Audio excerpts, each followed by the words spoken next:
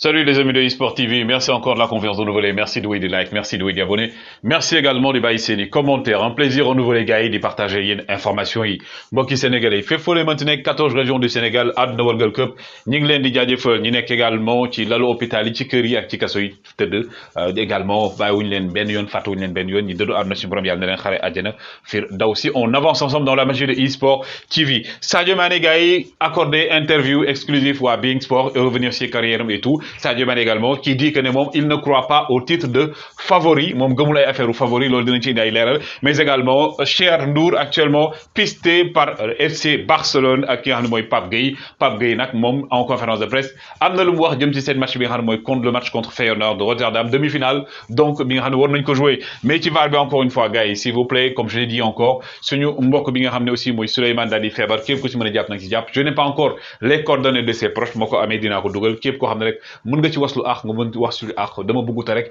joxe fausse information wala joxe numéro boo xam ne peut-être ak njuuj njaaj ndax àdduna bi waratul mais buñ ko amee dañ ci day leeral mais d'abord ki nga xam ne mooy nag Jamel Belmadi dugg na ci guuta goo xam ne coow boo xam ne fayagul ndax ñi nga xam ne ñooy waa Gambie fédération bi nag porté nañ plainte ki nga xam ne mooy Jamel Belmadi gannaaw bi nga xam ne waa Cameroun def nañ ko ci li nga xam ne mooy kaddu yu mu wax jëmale ko ci arbitre bi nga xam ne moom arbitre gambien la di Gassama mais aussi ki nga xam ne mooy Jadon Sancho du jouer match bi nga xam ne day am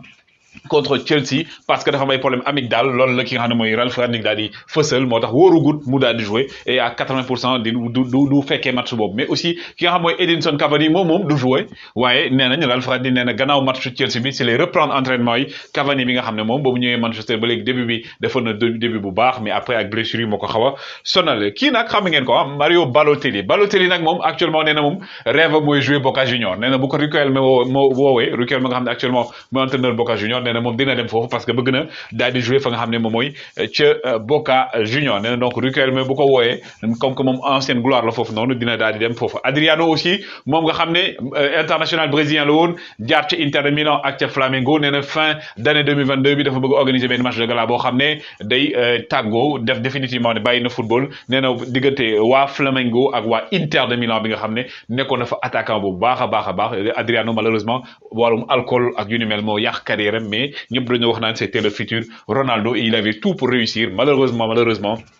hygiène de vie bi baaxul te loolu la ñuy wax hygiène de vie dafa baax ngeen gis ni nag di Jonathan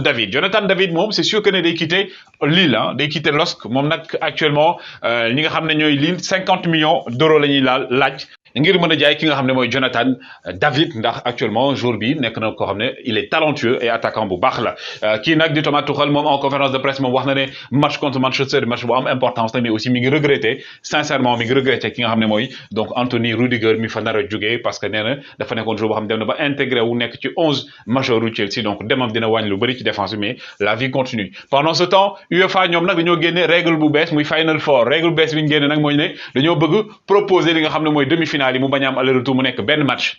benn demi-finale lay ku nekk maanaam amul match aller retour benn match la ñuy jouer ñaari équipes yi war 4 équipes yi war a daje dañuy jouer benn match boobu aussi même terrain bi ñuy jouer demi-finale foofu la ñuy jouer finale bi ñoom loolu lañ bëgg daal instaurer ko mu bañ a am match aller retour et que donc loolu day gën a yokk li nga xam mooy ampleur bi ak engouement bi am ci lii di Ligue des Champions notamment ci demi-finale yi ci finale yi kii di Cher Ndour wax naa leen ko donc Cher Ndour gars yi actuellement donc moom waa FC Barcelone ñoom ñoo ko pisté ñoo ko topp parce que joueur la boo xam ne c'est un milieu de terrain très talentueux il mesure donc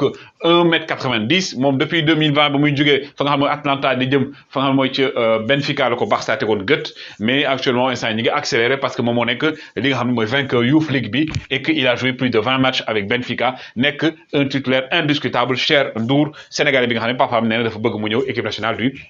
Sénégal Pape Alassane Gueye nag ñoom seen demi-finale contre Feyenoord Rotterdam ñoom tey moo nekkoon conférence de presse ak ki nga xam ne mooy Sampaoli donc moom nag nee na il est prêt donc aujourd'hui il est prêt à jouer et que ki nga xam ne mooy Sampaoli bu fekkee ne dugal na ko ci 11 bi mu ñàkk dugg ci 11 bi moom dina def rôle am dina def devoiram et que aujourd'hui moom am na loo xam ne Marseille daf ko bëgg a prouver et que xam na ne moom aussi c'est un joueur boo xam ne il doit jouer son rôle comme ñeneen ñëpp dañu war a mën a jouer seen rôle ci match boobu mais Pape Gueye en tout cas il se dit déterminé à remporter cette victoire donc ki ngeen gis également ci digg bi mooy Michael Edwards mii nag moom bras mën nañ ne mooy collaborateur fidèle serviteur bu Jürgen Klopp ñoom Sadio Mané ñoom Salah ñoom Alisson ñoom ñëpp moom moo leen recruter indi leen